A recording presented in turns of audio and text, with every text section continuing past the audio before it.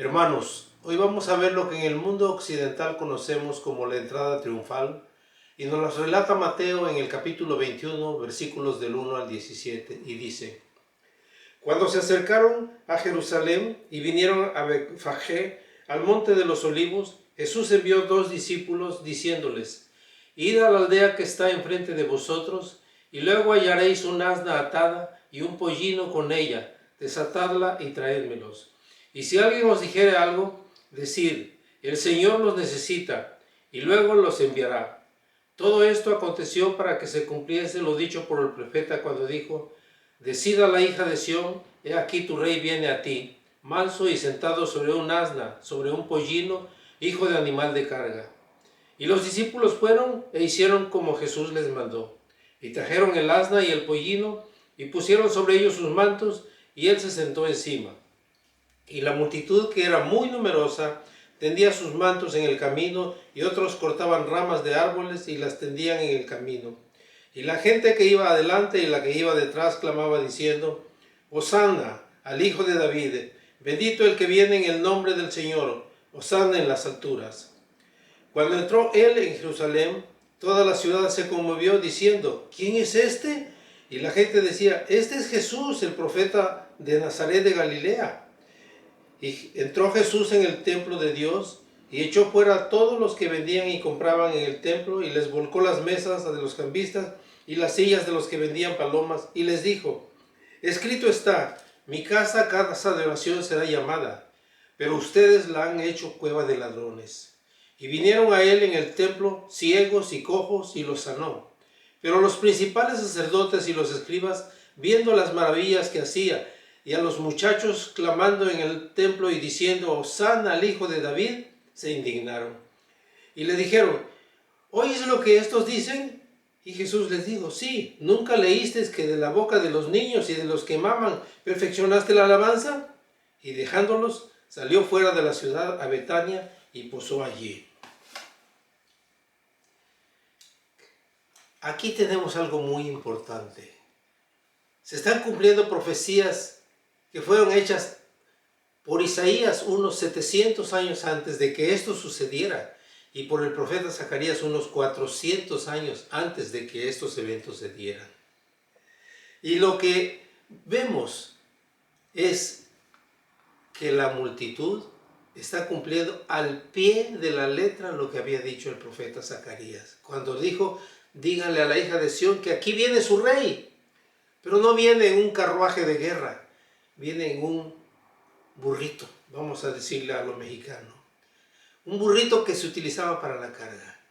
Pero lo importante aquí es lo siguiente: ¿cómo consigue ese burrito? Bueno, le dice a 2 de los discípulos: vayan al pueblo cercano y tráiganse un burrito que está ahí amarrado, y si alguien les dice algo, díganle: el Señor los necesita, y los va a dejar ir. Y así sucedió. Llegaron, encontraron el burrito, lo estaban desatando, y vinieron unas personas y le dijeron: oye, ¿qué hace con ese burrito? Y ellos le dijeron: el Señor los necesita. Y tal como lo había dicho Jesús, los dejan ir con el burrito. Y cuando llegan, lo primero que hacen es lo adornan, vamos a decirlo de esas palabras. Le ponen sus mantos encima para que el Señor se siente, pero la multitud que los rodeaba también va poniéndolos por el camino. Esta era la costumbre que se tenía en aquel tiempo para darle la bienvenida a un rey. Ahora lo conocemos como la alfombra roja, que se celebra cada año en Hollywood. Esto era lo que Jesús decía que iba a pasar. No estaba pasando nada que no estuviera previsto por él. Todo, hasta lo del burrito, estaba previsto. Pero ¿qué es lo que pasa? Ante el griterío de la multitud, que ahí viene el Hijo de David, Hosanna, la palabra Hosanna quiere decir sálvanos, ayúdanos, cúranos. El rey que viene en el nombre del Señor. El rey que había sido prometido al rey David cuando el profeta Natán le dijo: tú no me vas a construir casa para el Señor. Él te va a levantar a ti una casa eterna. Pero esto va a suceder cuando ya tú hayas muerto, que ya estés allá enterrado con tus antepasados. Él va a levantar uno después de ti, y ese va a ser mi hijo, y yo voy a ser su padre. Y esto es lo que se estaba cumpliendo aquí exactamente. Pero esta aclamación, este regocijo del pueblo que según ellos estaba restableciendo el reino de David nuevamente, pero el reino, según ellos, y hasta los discípulos así lo creían y lo manifiestan, tal como nos relata San Lucas en el libro de los Hechos, el primer capítulo, ellos pensaban que venía a restablecer el reino material de David. No, no era así. Él estaba hablando del reino de Dios, del reino de los cielos, al cual todo el que lo acepta tiene entrada como ciudadano de ese reino, no como invitado, no con un permiso para venir a trabajar, no, lo está aceptando como ciudadano. Y es más, no nada más ciudadano, lo está reconociendo como miembro de la familia de Dios. Acuérdense que nosotros oramos en el Padre Nuestro lo que Jesús nos enseñó: Padre nuestro que estás en el cielo, santificado sea tu nombre. Y ahí sigue pidiendo: líbranos del mal, pero danos también la comidita diaria, ¿sí?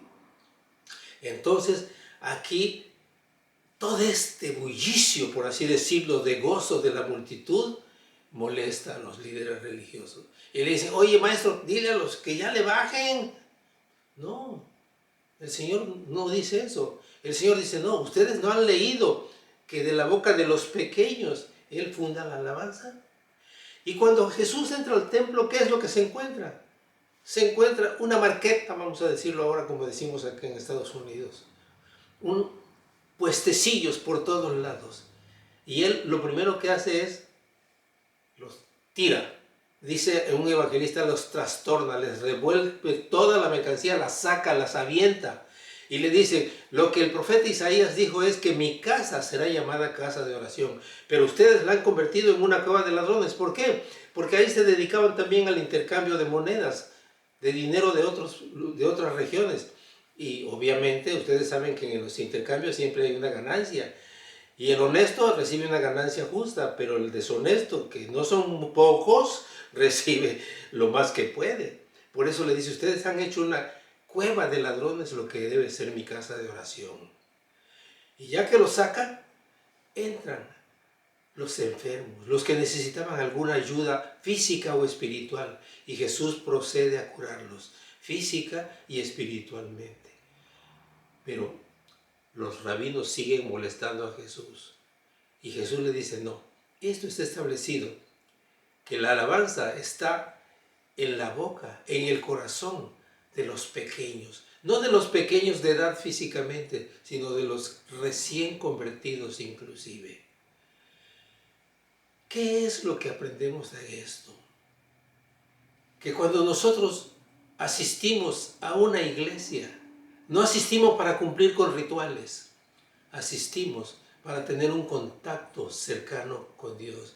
Y así como estos enfermos se acercan para recibir curación física y curación espiritual, así debemos recurrir nosotros a las iglesias para buscar la comunión con Dios y recibir la bendición que Él nos tiene preparada. No porque no la pueda dar en otro lugar, no, porque son sus planes de así. San Pablo dice: no dejen de reunirse como algunos tienen por costumbre, sino que reúnanse periódicamente en el lugar donde los demás se reúnen para adorar a Dios y recibir la bendición de Dios.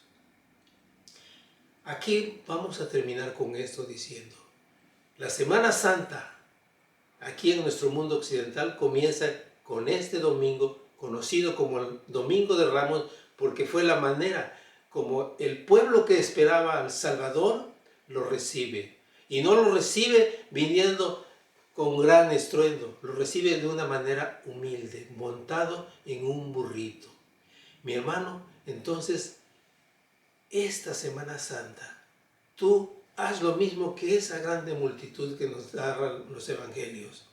Únete a los demás para darle las gracias a Dios, porque su promesa de que el reino de los cielos viene ya está con nosotros. Y ahora reciban la bendición. Que el amor de Dios el Padre, la gracia de nuestro Señor Jesucristo y la comunión del Espíritu Santo sea con todos ustedes y con sus familias ausentes, ahora y siempre. Amén.